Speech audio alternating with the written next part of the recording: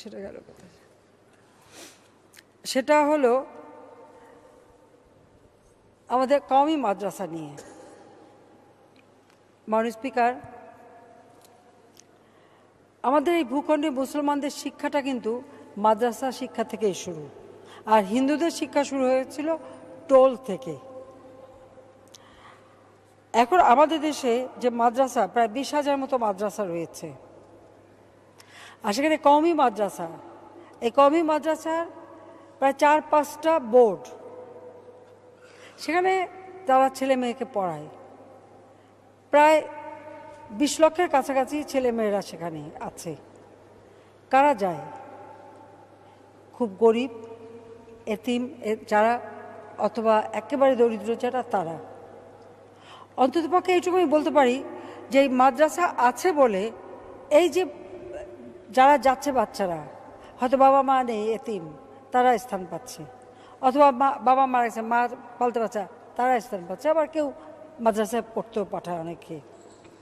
তারা তো একটা জায়গা পাচ্ছে, সেখানে আশ্রয় পাচ্ছে, খাদ্য পাচ্ছে এবং পড়াশোনার সুযোগ পাচ্ছে, অন্তত এইটুকু তারা দিচ্ছে।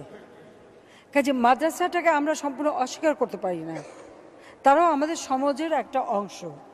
আমরা যে শিক্ষা নীতিমালা নিয়েছি, সেই নীতিমালায় কি বলা আছে? যা এটা ইনক্লুসিভ মানে এডুকেশন, অর্থাৎ সকলকে মিলে সম্মিলিত শিক্ষার ব্যবস্থা। সেই শিক্ষার ব্যবস্থায় একদিকে যেমন কিন্ডারগার্টেন বা ইংরেজি শিক্ষাও আছে, আবার মাদ্রাসাও আছে, আমরা কাউকে বাদ দিতে পারি না।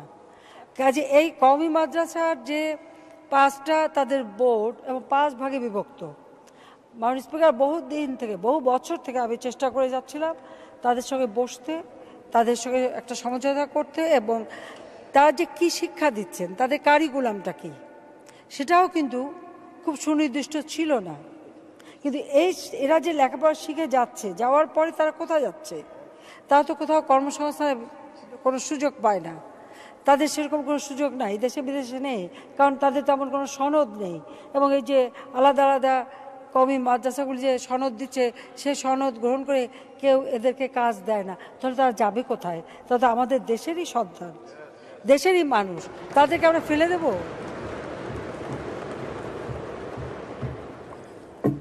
সেই জন্য আমার একটা উদ্যোগ ছিল যে তাদের একটা কারিকুলাম ঠিক করা, তাদের শিক্ষাটাকে একটা মানসম্মত করে দেওয়া, তাদের একটা সনদের ব্যবস্থা দেওয়া, এবং সেই সাথে সাথে তারা যেন তাদের কর্মসংস্থানের ব্যবস্থা হয় সেটা করে দেওয়া। আমরা বিশ্ব এগিয়ে যাচ্ছে, আমরা এখন প্রযুক্তি দিয়ে শিক্ষা দিচ্ছি, তাহলে এরা কেন সেই সুযোগ পাবে না? এবং এখানে কিন্তু অনেক মেধাবী ছেলেপেলে আছে, অনেক মাদ্রাসা কম্পিউটারও শিক্ষা দেওয়া হয় না তা না, এবং তারা যথেষ্ট মেধাবী। তাহলে তাদের মেধাটাও আমরা কেন আমার দেশের কাজে লাগাবো না? সেই চিন্তা থেকেই কিন্তু আমরা এই উদ্যোগটা নেই, এবং এই উদ্যোগ নিয়ে দীর্ঘদিনের প্রচেষ্টার ফলে আমরা তাদেরকে একটা সমঝোতায় নিয়ে আসি, এবং তাদের কারিকুলাম তৈরি করার জন্য আমি একটা কমিশনও গঠন করে দিয়েছিলাম, এবং তারা সেটা করতে পারে। এবং এখানে আমি বলবো, তারা যে কারিকুলামটা নিয়েছে, যেটা দেওবন্দের যে কারিকুলাম, সেই কারিকুলামটা তারা গ্রহণ করেছে। আর দেওবন্দ কিন্তু ভারতে স্বীকৃত। আর দেওবন্দ কারা সৃষ্টি করেছিল সেটা আমি একদিন এখানে বলেছি, যে ব্রিটিশ বিরোধী আন্দোলন যারা, সেই সিপাহী বিপ্লব থেকে নিয়ে ব্রিটিশ বিরোধী আন্দোলন যারা করেছিলেন, তাদেরই সৃষ্টি এই দেওবন্দ।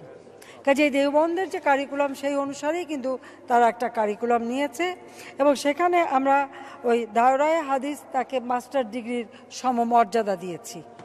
এবং এটা কোনো অন্যায় কাজ আমরা করিনি, কারণ এদেরকে আমরা আমাদের যে শিক্ষানীতিমালার মধ্যে এনে তাদেরকেও আমরা মানে ধর্মীয় শিক্ষার সাথে সাথে পার্থিব শিক্ষা দিয়ে তাদের জীবন জীবিকার পথ আমরা করে দিচ্ছি, যাতে অন্য কেউ তাদেরকে ব্যবহার করতে না পারে। এখানে কেউ কেউ বলবেন মাদ্রাসা হচ্ছে একেবারে সন্ত্রাস বা জঙ্গিবাদ সৃষ্টির কারখানা। এটা কিন্তু সঠিক নয়, আমি এটা সম্পূর্ণ একমত না। কেন একমত না মাননীয় স্পিকার? আজকে হলি আর্টিজেনে যে ঘটনা ঘটেছে, বা আমাদের যে কটা জঙ্গি ঘটনা, এই জঙ্গি ঘটনার সঙ্গে কারা জড়িত?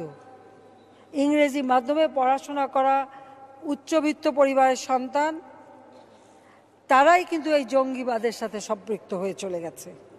তারাই কিন্তু হোলি আর্টিজানে যারা জড়িত, তারা কিন্তু সেই ইংরেজি মিডিয়াম এক প্রাইভেট ইউনিভার্সিটির ছাত্র, এবং তাদের মাঝে কিন্তু এই প্রবণতাটা আমরা বেশি দেখি।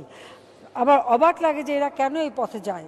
মনে হয় তাদের জীবনে চাওয়ার কিছু বাকি নাই। মূল্যবান পোশাক, হাতে দামি ফোন, হাতে দামি ঘড়ি, দামি চশমা, তাদের গাড়ি, টাকা সব আছে, সব পেতে পেতে পাওয়ার জায়গাটা তাদের হারিয়ে যে তারা জঙ্গিবাদিতে ঢুকে পড়ে দিচ্ছে। এটাই হচ্ছে আমাদের জন্য সব থেকে দুঃখজনক।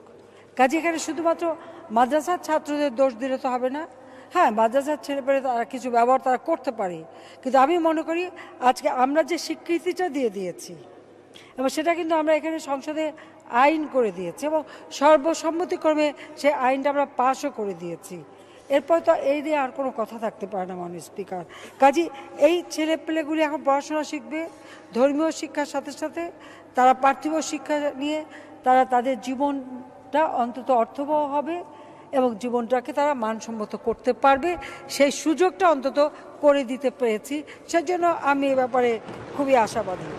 কাজে আমার মনে হয় এ বিষয়টা নিয়েও বোধহয় আর কোনো প্রশ্ন আসবে না।